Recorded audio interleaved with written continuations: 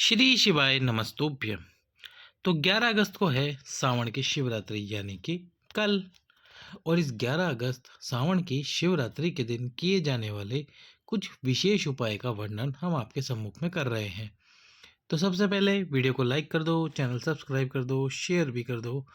अब पहली बात, जब आप कल पार्थिव शिवलिंग की पूजन अर्चना करेंगे, शाम को 7 बजे से लेकर 8 बजे तक वो पूजा रहेगी।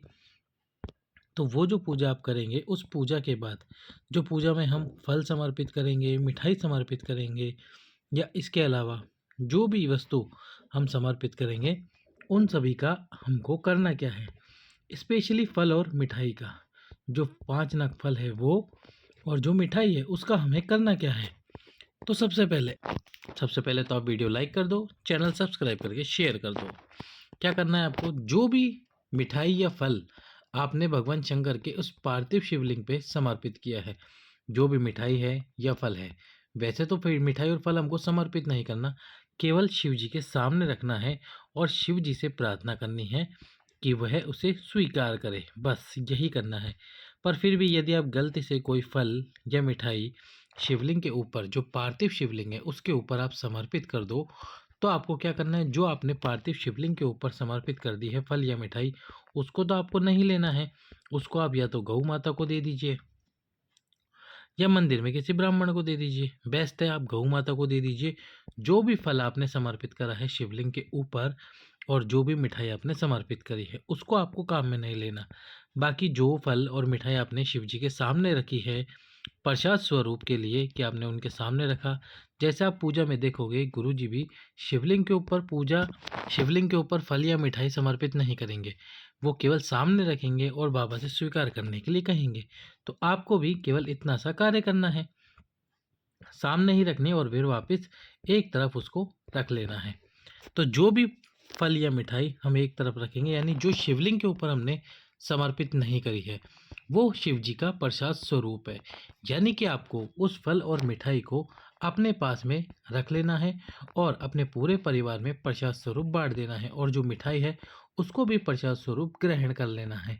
यदि आपका व्रत है तो जब आप व्रत का खाना खाएं, यानी व्रत व्रत को खोलें, उस समय पर आप उस मिठाई को, प्रसाद को स्वीकार कीजिए, यानी मिठाई और प्रसाद को खा लीजिए, और जो फल है वो आप अपने परिवार में बांट दीजिए। उनको फल के रूप में, प्रसाद स्वरूप उन फलों को अपने परिवार में बांट दीजिए। तो इस प्रकार से जो भी सामग्री हमने शिवलिंग के ऊपर समर्पित नहीं करी है, वह सामग्री हम अपने काम में ले सकते हैं, यानी प्रसाद स्वरूप ग्रहण कर सकते हैं। और यदि हमने कोई सामग्री, कोई फल या मिठाई शिवलिंग पे समर्पित कर दी है, तो वो हमको काम में नहीं लेनी है। इस बात का ध्यान रखना। तो अब आपको क्या करना है, ये तो करना है मिठाई और फल से। अब हम आपको बताते हैं उपाय। तो सबसे पहला उपाय क्या है, एक गेहूं का दाना। अब ये उपाय आपको करना है 12 महीने की 12 शिवरात्रियों पर 12 गेहूं के दानों से। कैसे करना है, 12 गेहूं के दाने 12 महीने की 12 शिवरात्रियों पर। आपको एक गेहूं का दाना लेकर जाना है। यदि आपको संतान प्राप्त नहीं हो रही, वंश की वृद्धि नहीं हो रही है, तो आपको एक गेहूं का दाना अपने साथ में लेकर जाना है। प्रदोष काल में वो गेहूं का दाना माता अशोक सुंदरी वाले स्थान पर समर्पित करना है। वहां समर्पित करके अपनी मनोकामना बोलकर, संतान प्राप्ति की मनोकामना को बोलकर आपको उस गेहूं के दाने को वहां से उठा लेना है। यदि आपका व्रत नहीं है तो आप मंदिर के अंदर ही शिवलिंग के सम्मुख में उस गेहूं के दाने को चबा चबा कर खा लो। पर यदि आपका व्रत है तो फिर आप जब व्रत खोलोगे, जैसे कि मान लो आपने उपाय कर लिया पहले, उसके बाद आप व्रत खोलोगे, उस समय पर उस गेहूं के दाने को खा लीजिए, स्वीकार कर लीजिए और शिव जी का स्मरण कीजिए, तुमरुकेश्वर महादेव का। अगले महीने की शिवरात्रि आएगी, फिर से एक गेहूं का दाना समर्पित करो और समर्पित करके सेम यही कार्य करो। यदि उस दिन आपका व्रत हो तो व्रत वाले दिन उस गेहूं के दाने को जब आप व्रत खोलो तब खा लीजिए। यह है पहला उपाय, जो एक गेहूं के दाने से आपको करना है। दूसरा उपाय, ये भी 12 महीने का उपाय है, 12 शिवरात्रियों का, और ये भी गेहूं के दानों से संबंधित है, और यह है धन प्राप्ति का उपाय। इसमें आपको करना क्या है, 12 गेहूं के दाने एक साथ समर्पित करने हैं माता अशोक सुंदरी के स्थान पर, अशोक सुंदरी के स्थान पर 12 गेहूं के दाने समर्पित करने के बाद 5 मिनट बाद वो 12 गेहूं के दाने यहाँ से उठा लीजिए। अब वो 12 गेहूं के दाने में से एक गेहूं का दाना दक्षिण दिशा से माता अशोक सुंदरी के स्थान पर समर्पित करो और 11 दाने अपने पास में रख लो। फिर क्या करना है, अगले महीने की शिवरात्रि आएगी, उस अगले महीने की शिवरात्रि को आपको फिर से वो 11 में से एक दाना लेना है और समर्पित करना है। इस प्रकार लगातार 12 शिवरात्रियों को आपको ये उपाय करना है। यदि किसी शिवरात्रि आप ये उपाय करना भूल जाए, यानी कि आप गेहूं का दाना समर्पित करना भूल जाए, तब आपको ये उपाय फिर से शुरू करना होगा, फिर से 12 गेहूं के दाने समर्पित करने होंगे। और यदि कोई माता बहन ये उपाय कर रही हैं और उनका रजस वाला धर्म आ जाए, तो वह अपने स्थान पर अपने परिवार के किसी सदस्य को भेजकर इस उपाय को पूरा करवाए। तो इस प्रकार से करना है आपको ये 12 गेहूं के दाने वाला उपाय। अगला उपाय विशेष मनोकामना की पूर्ति का उपाय, जिसमें आपको लेना है एक बेलपत्र, एक सफ़ेद पुष्प, क्या लेना है, एक सफ़ेद पुष्प लेना है, साथ में लेना है एक चावल का दाना और साथ में लेना है एक धतूरा। एक सफ़ेद पुष्प, एक चावल का दाना और एक धतूरा, इन चारों को अपने हाथ में रखो। और यदि आपको ऐसा लगता है कि आप हर जगह से हार गए हो, हर जगह से तकलीफ़ में घिर गए हो, हर जगह से परेशान हो, आपकी राहें बिल्कुल बंद हो चुकी हैं, तो उसके लिए फिर आपको इन सभी वस्तुओं को, चावल का दाना, धतूरा, सफ़ेद पुष्प और बेलपत्र, अपने हाथ में रखकर शिवरात्रि वाले दिन प्रदोष काल में शिव मंदिर में जाकर दक्षिण दिशा में खड़े होकर त्रिपुरारी महादेव, कौन से महादेव, त्रिपुरारी महादेव का नाम लेकर वो चारों वस्तुएं एक साथ शिवलिंग के ऊपर समर्पित कर देनी है। चारों वस्तुएं एक साथ समर्पित करो और अपनी कामना बोलो। यदि जीवन में बहुत परेशान हो, बहुत दुखी हो, तो उस बात के लिए बाबा से प्रार्थना करो कि आपके जीवन में सभी राहें बंद हो गई हैं, उसे बाबा शंकर खोल दे। इस प्रकार से त्रिपुरारी महादेव के नाम से आपको करना है ये विशेष उपाय। अब कल आप पार्थिव शिवलिंग की पूजन अर्चना करोगे, तो उसी पार्थिव शिवलिंग से संबंधित एक उपाय जो गुरुजी ने बताया था, वो है 3-3-3 वाला उपाय। ये उपाय क्या है? सबसे पहले कोई विशेष मनोकामना है, उसके लिए आपको ये उपाय करना है। तो जैसे आपने पार्थिव शिवलिंग बनाया, अब पार्थिव शिवलिंग, मान लीजिए कि ये पार्थिव शिवलिंग है, आप पार्थिव शिवलिंग के पीछे की तरफ बैठे हैं, यानी कि जैसे ये पार्थिव शिवलिंग है और पार्थिव शिवलिंग आप इस जगह पर बैठे हैं, किस जगह पर, इस जगह पर बैठे हैं आसन लगा के। अब क्या करना है, सबसे पहले एक चावल का दाना शिवलिंग में गणेश जी वाले स्थान पर, एक चावल का दाना कार्तिकेय जी के स्थान पर और एक चावल का दाना ये माता अशोक सुंदरी के स्थान पर समर्पित करो अपनी कामना करके। इसके बाद में एक दुर्वा, जो दूबा घास आती है, वो हमको समर्पित करनी है, एक गणेश जी वाले स्थान पर, दो कार्तिकेय जी के स्थान पर, तीन माता अशोक सुंदरी के स्थान पर। इसके बाद में 3 बेलपत्र ले लो और 3 बेलपत्र लेके पहला बेलपत्र गणेश जी वाले स्थान पर, दूसरा बेलपत्र कार्तिकेय जी के स्थान पर और तीसरा बेलपत्र जो ये शिवलिंग होगा पार्थिव शिवलिंग, उसमें आप माता पार्वती वाला स्थान तो बनाएंगे ही। तो ये जो माता पार्वती वाला स्थान है, इसमें जो शिवलिंग के ये जो पीछे वाला भाग है, यहाँ पर आपको वो तीसरा बेलपत्र समर्पित करना है।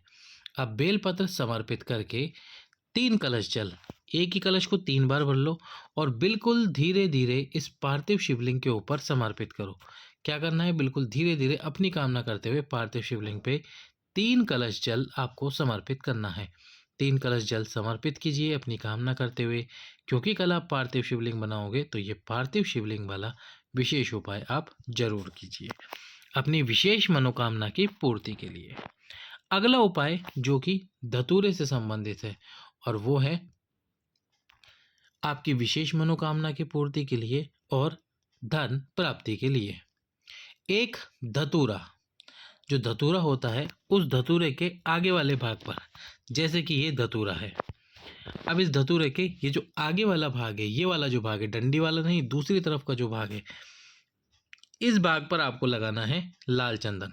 कौन सा चंदन? लाल चंदन, वो भी थोड़ा सा लाल चंदन लगाना। और लाल चंदन लगा के ये धतूरा आपको समर्पित करना है कुंदकेश्वर महादेव के नाम से वो जो पार्थिव शिवलिंग आप बना रहे हैं उस पर समर्पित कर दो, नहीं तो आप शिव मंदिर में जाकर जो शिवलिंग है उस शिवलिंग पे ये धतूरा समर्पित कर दो। अपनी विशेष मनोकामना की पूर्ति के लिए या फिर धन प्राप्ति के लिए आप इस उपाय को कर सकते हो, धतूरे वाला विशेष उपाय।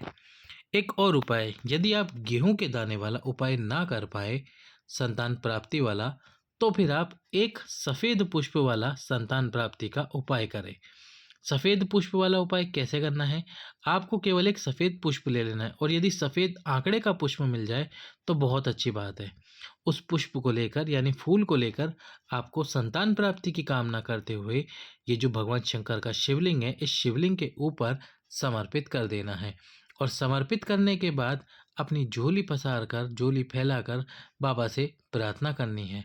प्रार्थना कीजिए विशेष मनोकामना के लिए, जो कि है आपकी संतान प्राप्ति से संबंधित। तो ये उपाय कीजिए संतान प्राप्ति, वंश वृद्धि और धन प्राप्ति के लिए।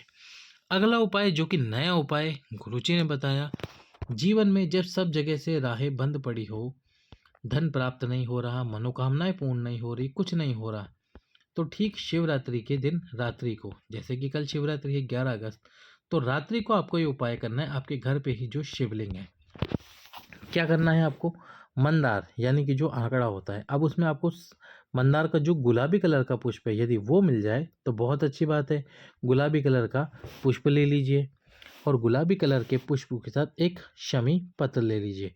यदि शमी का फूल मिल जाए तो बहुत अच्छी बात है, नहीं तो शमी का एक पत्ता ले लीजिए, शमी पत्र ले लीजिए।